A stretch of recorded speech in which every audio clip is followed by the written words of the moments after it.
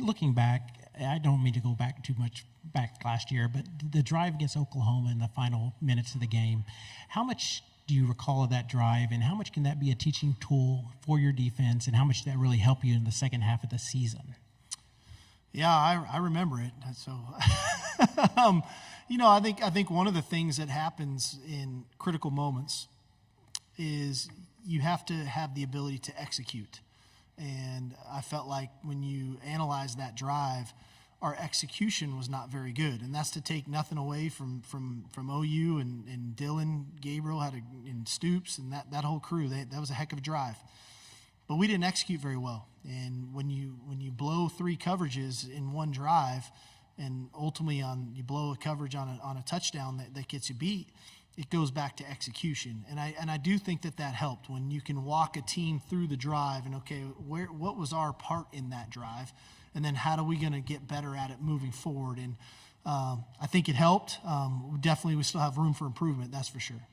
The OU game last year when they had the goal line stand, what did that do for Coach Flood's group, just the offensive line as a whole, in terms of how they spun that forward? And then with that unit's growth this year, how much of that is tied into Kelvin continuing to grow and reach his ceiling? Yeah, I mean, I think anytime you don't score on the goal line, the two people get criticized, or two groups. One is the offensive line, two is the play caller, right? And, we take pride in our work. Our offensive line takes a lot of pride in their work, and Coach Flood does a great job. I thought we were a lot more effective in those situations as the season went on and later in the year, and it showed. We got a little bit more creative and finding ways to, whether it was Murphy or Sweat and different people touching the ball. And so that then goes into who are we now?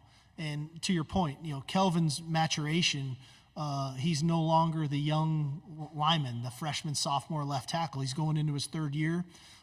He exemplifies everything you'd want a Longhorn to be. But that's that group pretty much in general. You think about Hayden Connor, his experience. Think about Jake Majors and his experience at center. Think about DJ Campbell and Cole Hudson, who have both started multiple games at right guard. And so to go along with all this young talent that's coming up. And I think we've been really fortunate to have some consistency on the offensive line, which hasn't forced us to play young players too soon. So we've been allowed to develop a lot of young players that now, if we can get into some of the rotational stuff that we want to get into early in the season to get guys some experience, because we're going to need more bodies than just 5 or 6, right? We need to be prepared to play 8, 9, or 10 this fall. But I do think we have the talent to do it. We just got to make sure that we get them some experience.